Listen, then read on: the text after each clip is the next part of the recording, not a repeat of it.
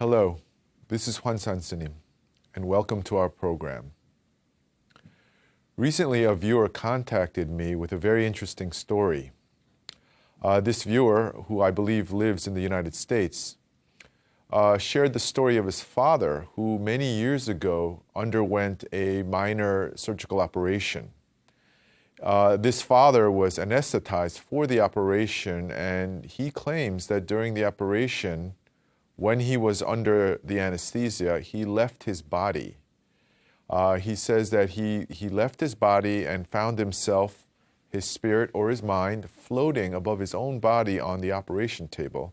And he could see the doctors and nurses and so forth working on him. And this father believes that he actually briefly died during this operation accidentally. But his death was undetected, and fortunately he returned to his body. And ever since then, because of his so-called near-death experience, he has always believed that his mind or his consciousness or his spirit, if you prefer that term, would survive the death of his own body. So this viewer had been hearing this story for many years and finally became curious enough to send an email out to us and ask whether this is true. Are near-death experiences for real? Now, before we get to that, I would also like to address an issue that has been raised by many of my students who are practicing meditation for the first time, and that is the problem of trying to engage the question or hwadu, 이 뭐고, what is this that directs my body, in an emotionally resonant way. What happens so often is that the beginning meditators will start to meditate, and in spite of all of my instructions to the contrary, they will inevitably close their eyes, squint, and go imoko, imoko, in a very nervous and stressful manner. So I would like to first resolve this issue, the method of properly, calmly meditating on the question imoko.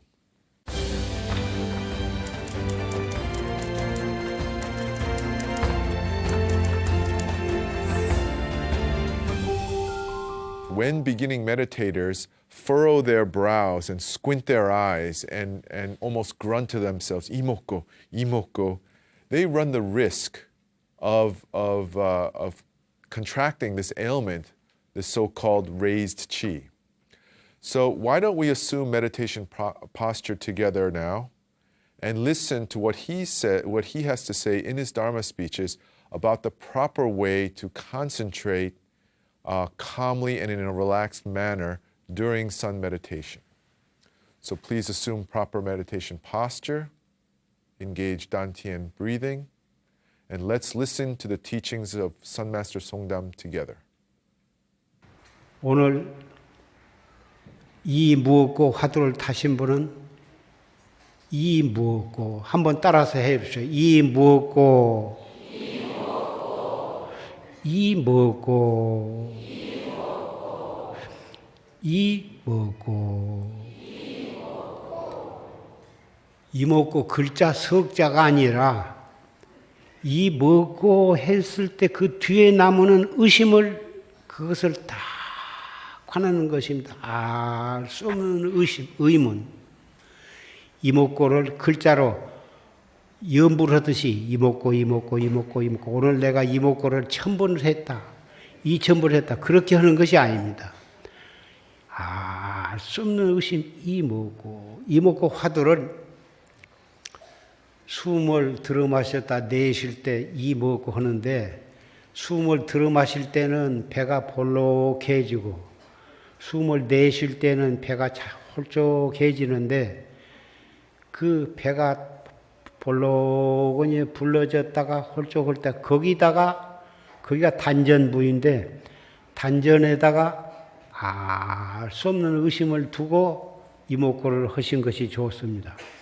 이목고 이 말을 찡들이면서 여기다가 의심을 두고 가놓으면 잘못하면 상기가 되는 수도 있으니까 숨을 들어 마셨다 내쉬었다는 단전이 나왔다 들어갔다 거기다가 화두를 두고 하시면 아무리 열심히 해도 머리가 아프거나 상기가 안 되는 것이니까 그렇게 하시고.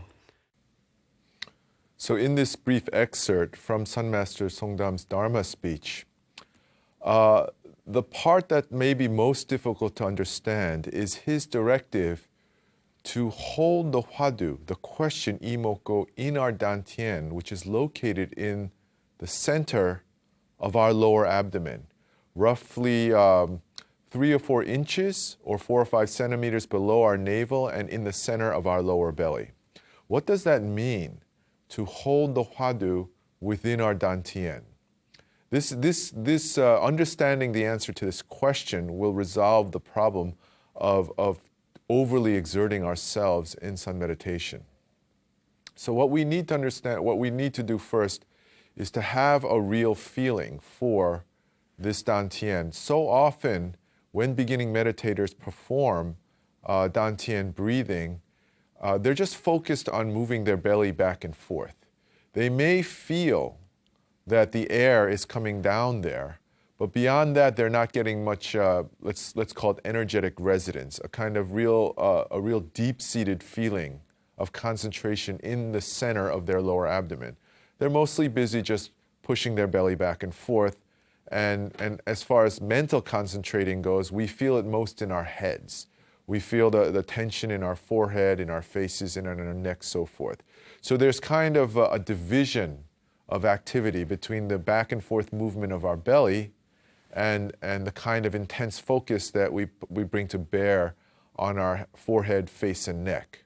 So how can we resolve this imbalance within our body and within the areas that we mentally focus on?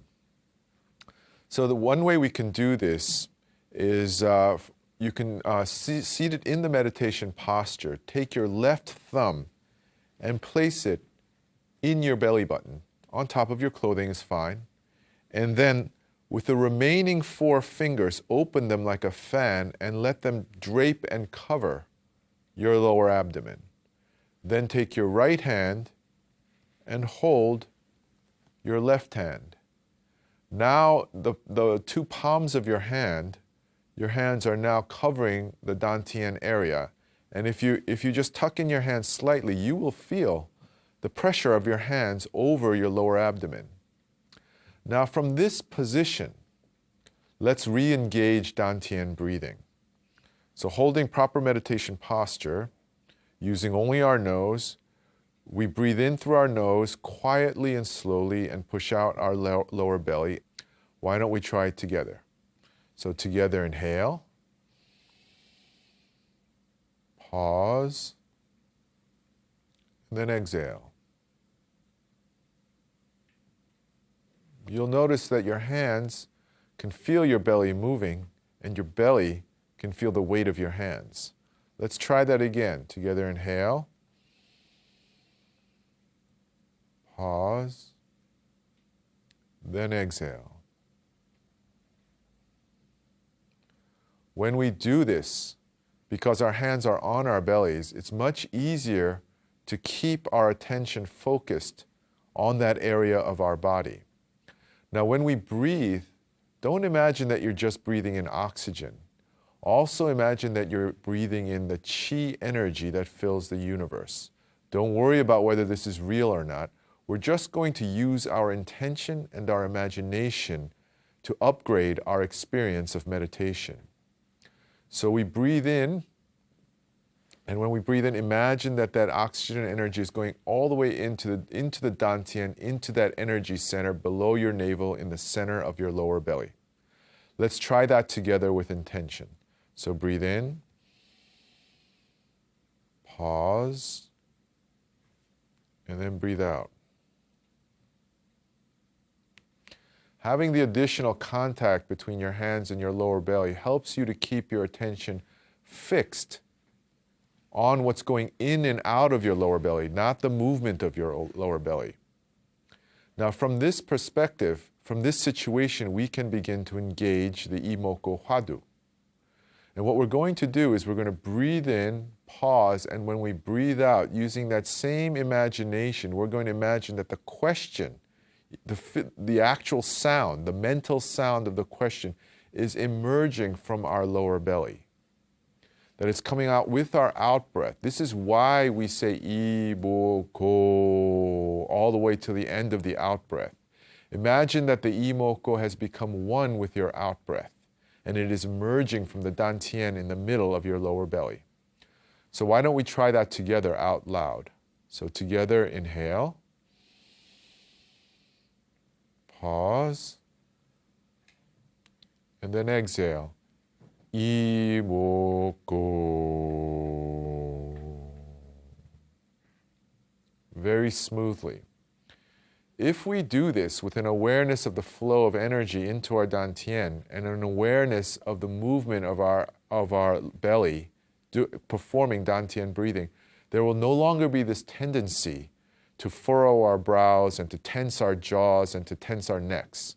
All of our attention, all of our energy will be drawn in toward our dantian, even when we're asking ourselves the question. The question is asked to ourselves very calmly, but with sincerity.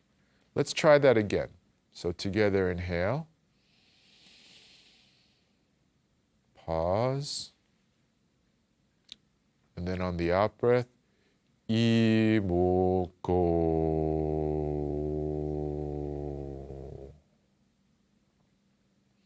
So if we can do that, we can combine intensity with peacefulness. So continue to practice this on your own, and it's good to practice it out loud to get a feel for it.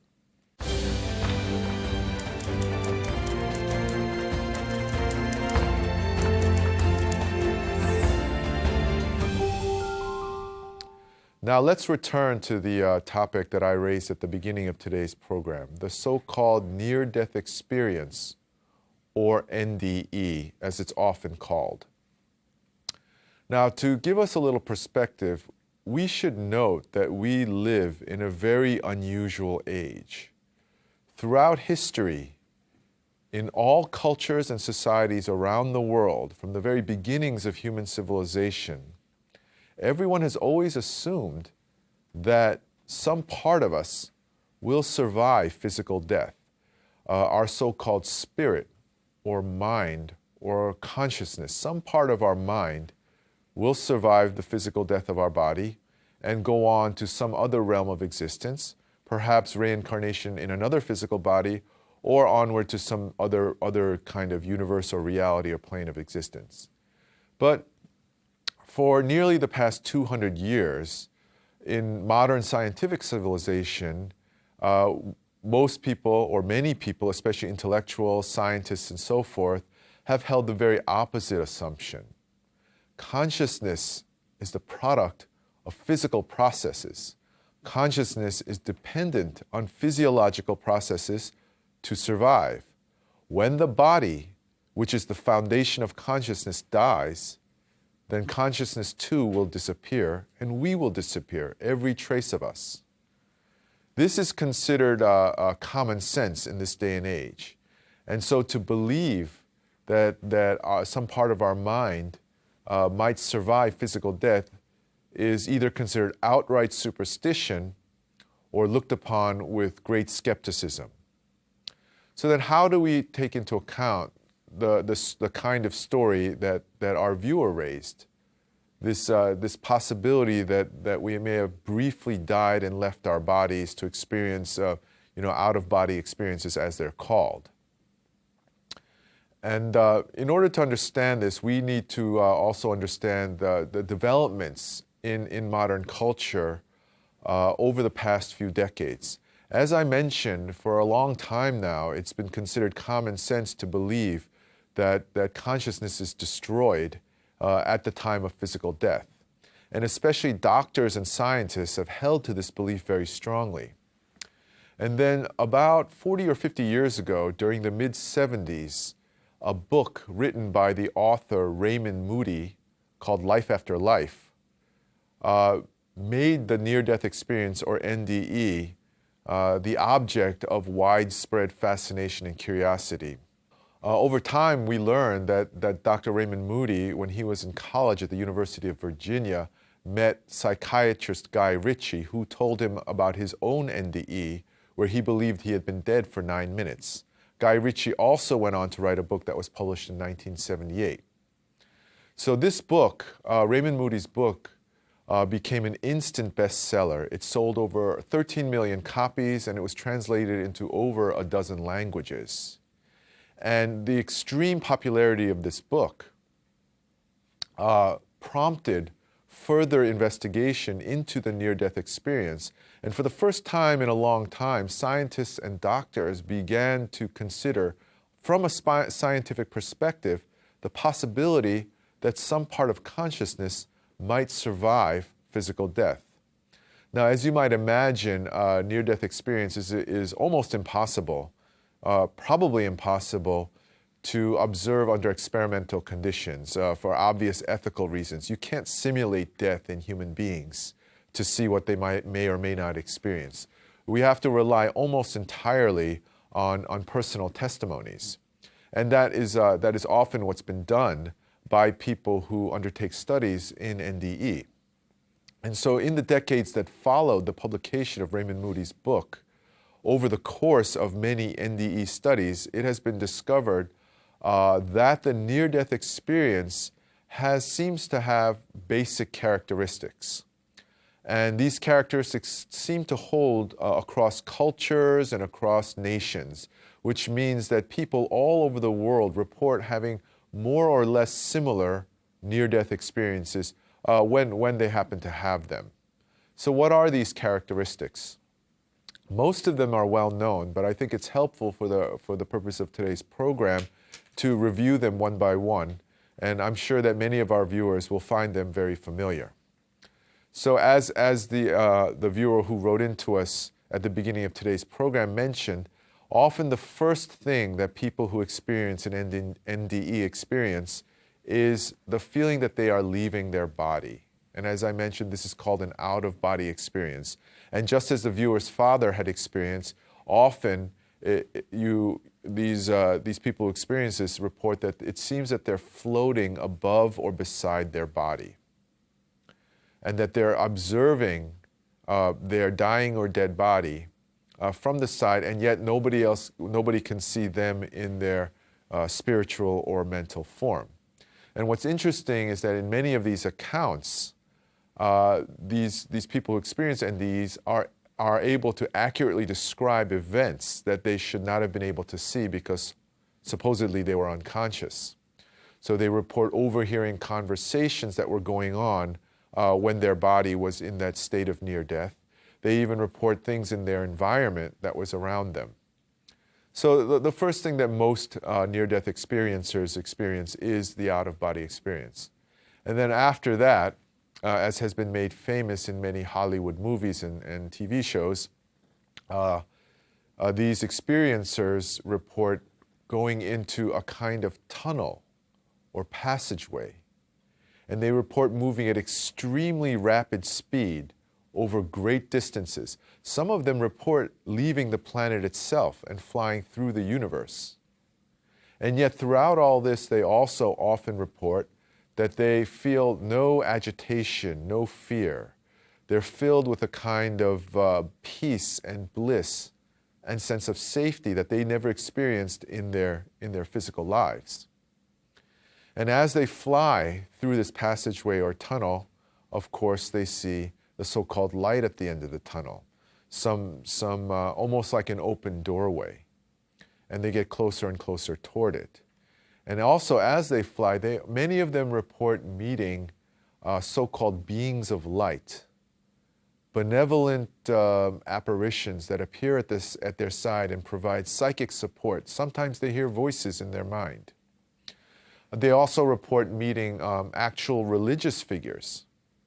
And often, the religious figures they meet, whether it's someone like Jesus Christ or the Buddha or Mohammed, is usually from a religious tradition that they either belong to or that they are most familiar with.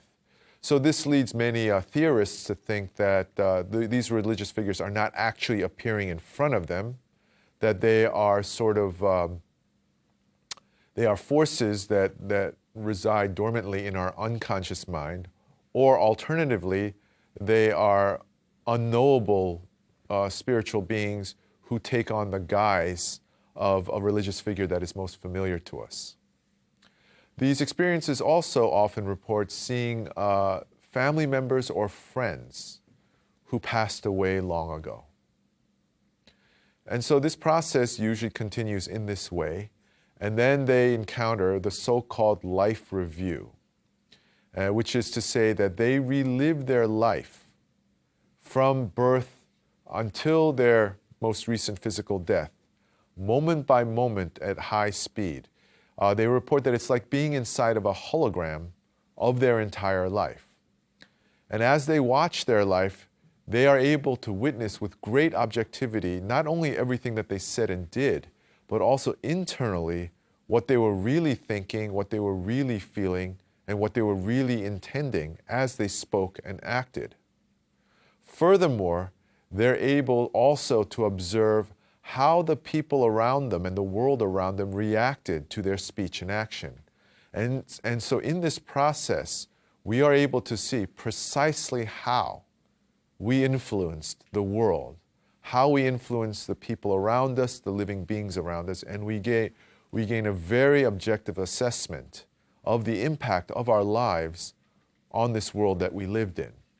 And so very often it's a harrowing experience. We see all those moments when we were hypocritical or malicious, when we were deceptive and dishonest and insincere.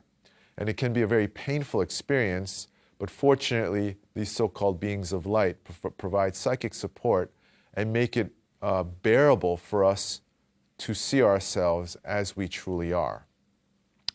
Now, just to make a quick note here, nearly every religion talks about judgment, about being judged after physical death. And in the Buddhist tradition, there is the idea of a great karmic mirror that we are forced to view after we die, in between death and rebirth. And in this mirror, we are able to see all the events of our lives and all the things that we did. And so NDE theorists believe that these religious symbols and stories are actually derived from the experience of the so-called life review. So one way or the other, at some point, the person who's experiencing the near-death experience returns to their body and wakes up. And one of the most common features of this return to life is that they no longer experience a fear of death.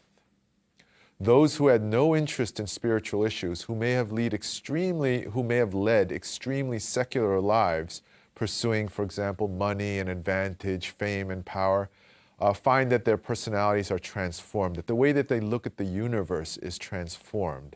And so now they want to devote themselves to performing acts of love.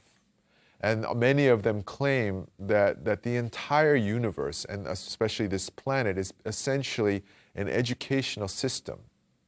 And the purpose of this cosmic educational system is for us to learn two things: the nature of reality and also how to love and how to act with compassion. And of course, these two virtues coincide roughly with the Buddhist ideals of wisdom and compassion. So there is a dovetailing between what the near-death experiencers proclaim after their experiences and what many of the great religions of the world also teach.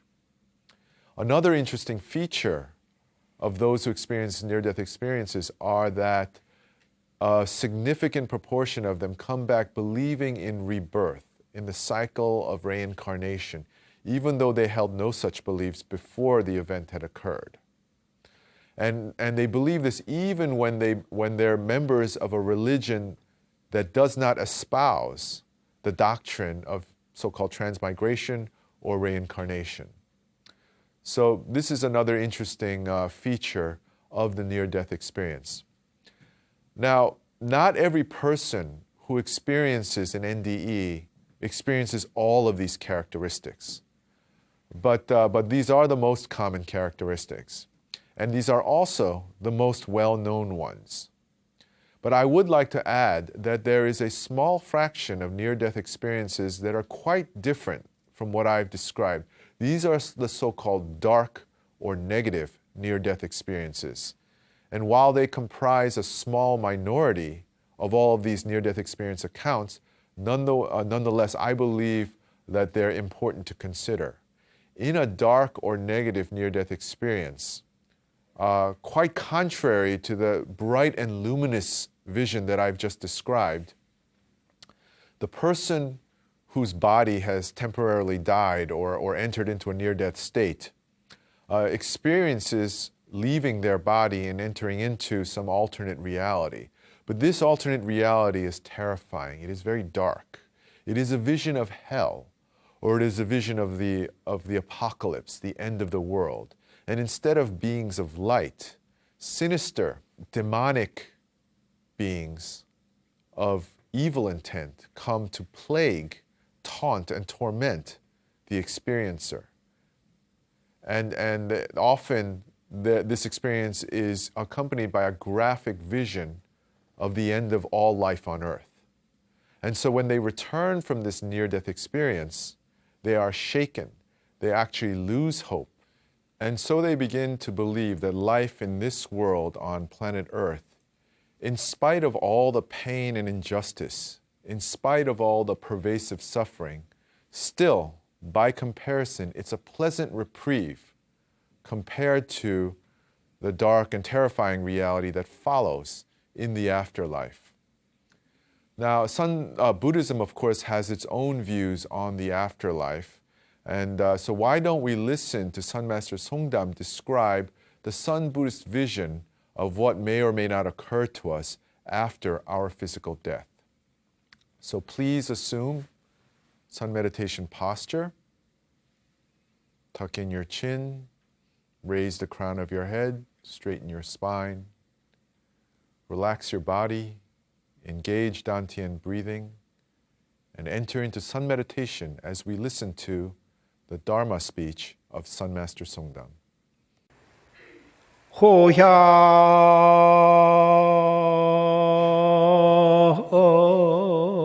차시 명작이라 백년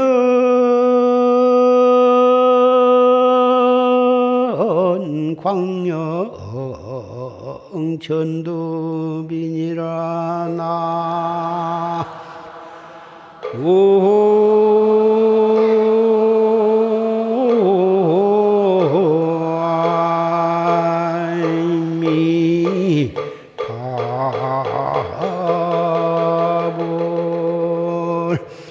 금세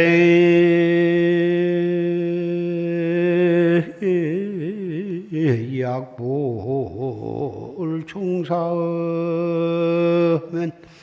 후세 당연 한만단 하리라 나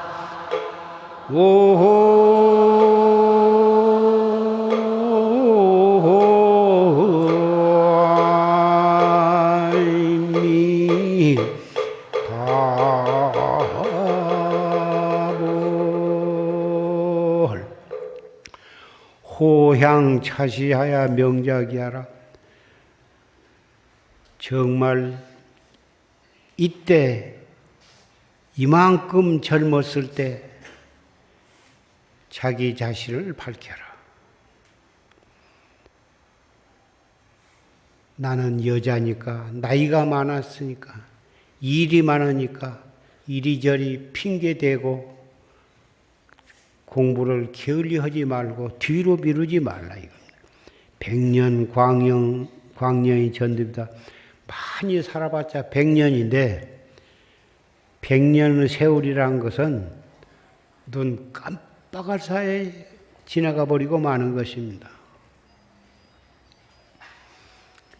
금생에 약볼 종사하면 지금 금생에 이렇게 간곡히 말씀드리는 이 마음을 철저하게 실천을 아니하면 그리고서 그럭저럭 지내면 내생에 염라당 대왕 앞에 끌려가 가지고 취조를 당할 때 그때 가서 그때 왜 내가 열심히 10개를 지키면서 열심히 참선을 안 했던가? 그때 아무리 몸부림을 치고 후회를 해봤자 소용이 없다 이 말씀입니다. 저는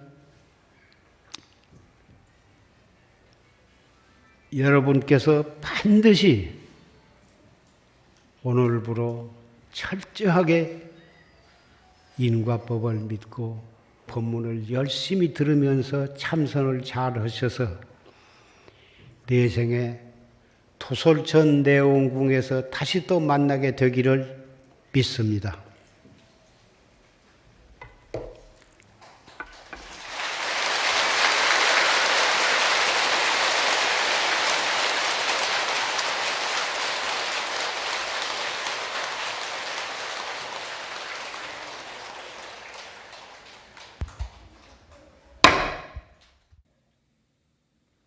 So to summarize, Sun Master Songdam teaches us, in accordance with traditional Buddhist doctrine, that the quality of our afterlife, of whatever existence we may experience after physical death, is determined by the quality of our behavior during our physical lifetime.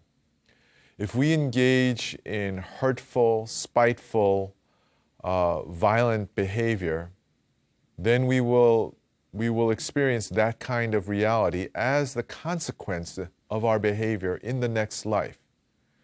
In a very real way, our actions produce the kind of life that we will have following upon this one.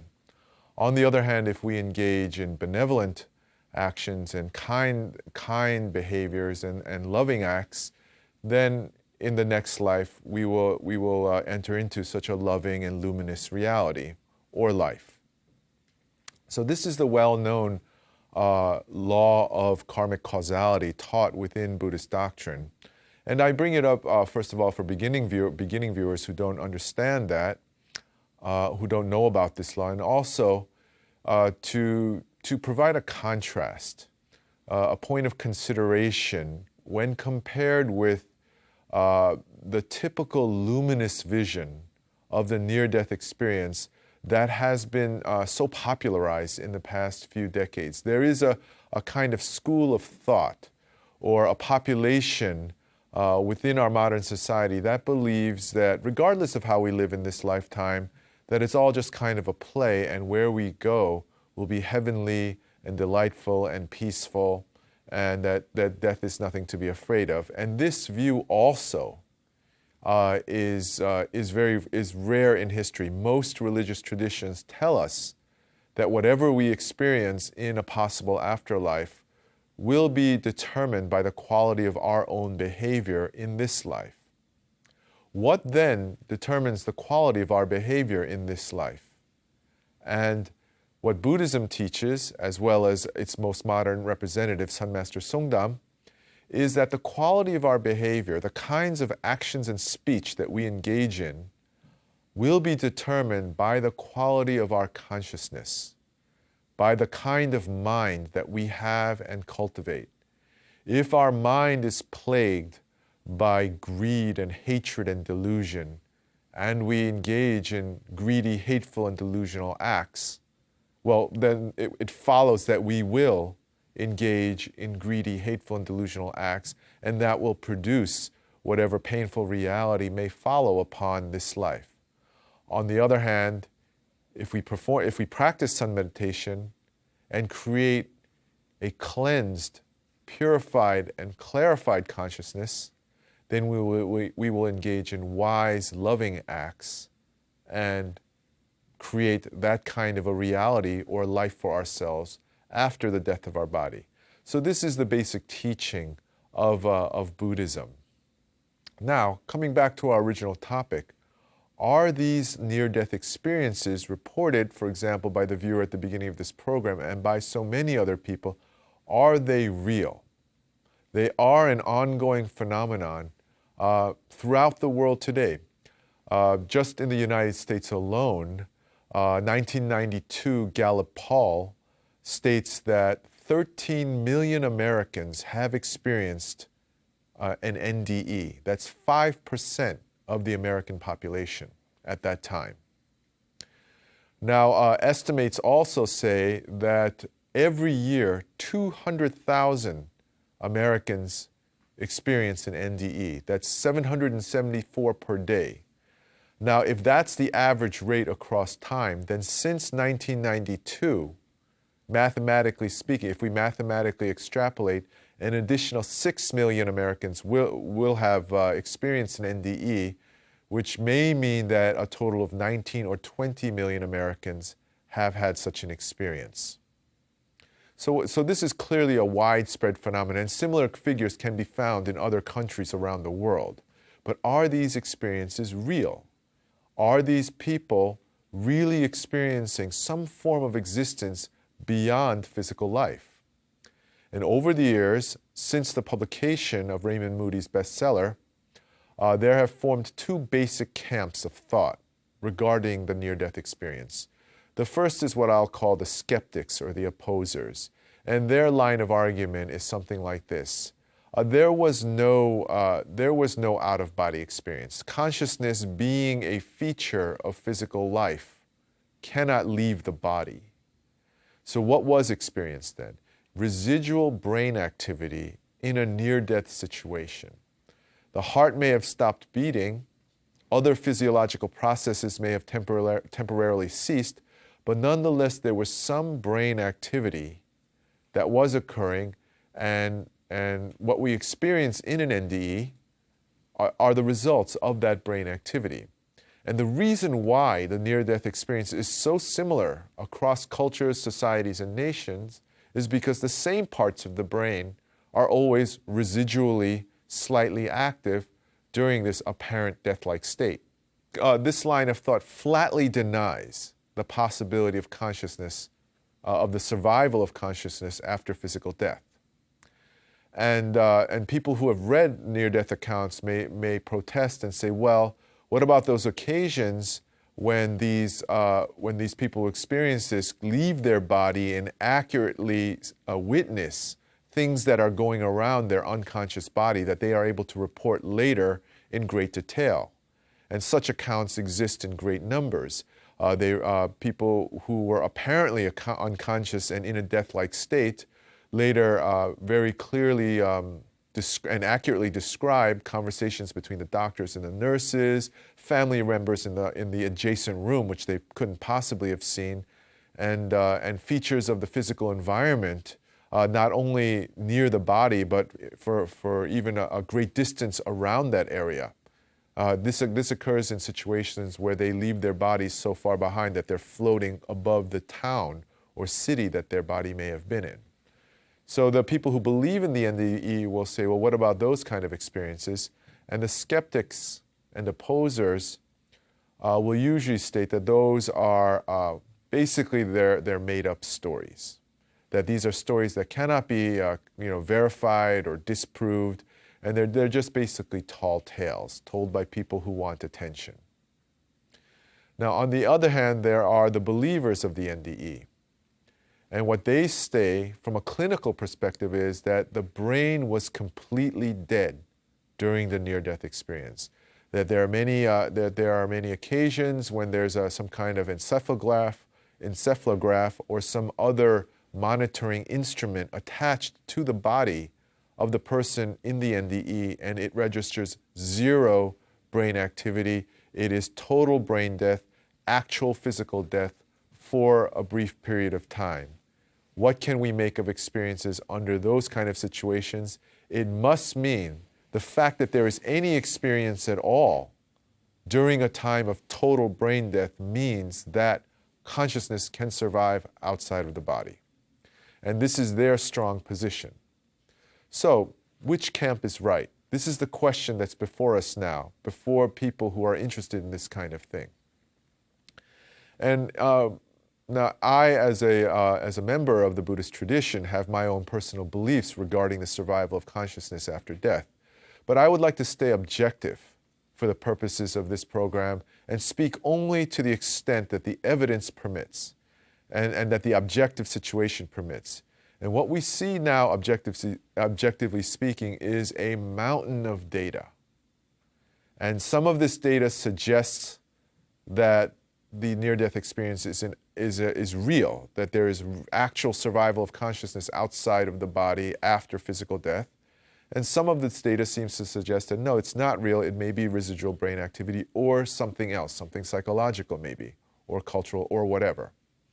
And the problem with having so much data is that, first of all, if we want to make a clear, without actually going through the experience of the near-death experience ourselves, if we want to make an intelligent, hypothesis about this, we would actually have to go through all that data. We would have to have access to it.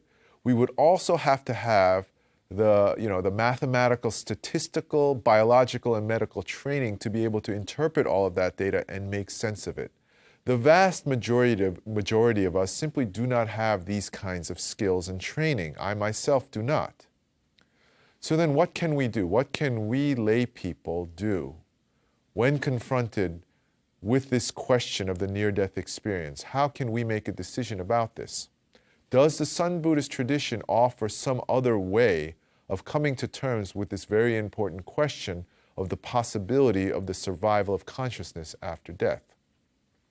Sun Master Songdam in his Dharma speeches tells us that through sun meditation, we can gain the ability to perceive the nature of birth and death in our own lived experience. We don't have to have a near-death experience. We don't have to be a trained, scientific researcher or medical doctor and go through mountains of data and clinical trials and so forth to come at an answer for this. By enhancing our power of inner perception, by engaging in sun meditation and directing our attention back to its own source, the source of awareness itself, we will become awakened to the nature and quality of our awareness, our consciousness. In Buddhism, it's called self-nature. And when we become awakened to that, we will know for ourselves, within the terms of our own lived experience, what happens to us in the course of living and dying, and what the true nature of consciousness is. Now, there is a certain kind of person in modern society who thinks that any speculation about dying and death and what may come afterward is, number one, futile. There's no way we could know the answers to these questions. And number two, it's morbid. Life is short. Why get stuck in all these negative thoughts? I want to live in the present. I want to enjoy life while it lasts. So I can understand that kind of thinking. But I think it's also obvious that when we only concentrate on living and try to repress and dismiss all thoughts of aging, dying, death, and whatever may follow, we're really only living half a life. Every single human being and living being in this world is always living and dying at the same time. Living and dying are one and the same. Only something that is alive can go through the process of dying. You don't talk about stones dying. You don't talk about water dying. You only talk about that which lives. Living and dying are one and the same. And when we turn our eyes away from the very question of dying, where if we're not even allowed to think about it, if it's culturally shameful and considered superstitious to even speculate on what may or may not happen at the time of death and afterward, then really we are living only half a life. So this is something that I would like all of our viewers to consider. The near-death experience may be interesting to some of us and maybe not so interesting to some of us, but the question of birth and death is pertinent and relevant and urgent to us all. So this brings us to the end of another episode. Once again, I thank all of our viewers for watching. And once again, I will conclude with the same traditional greeting. May we all attain enlightenment. And now please assume meditation posture. And we will now enter into our closing meditation.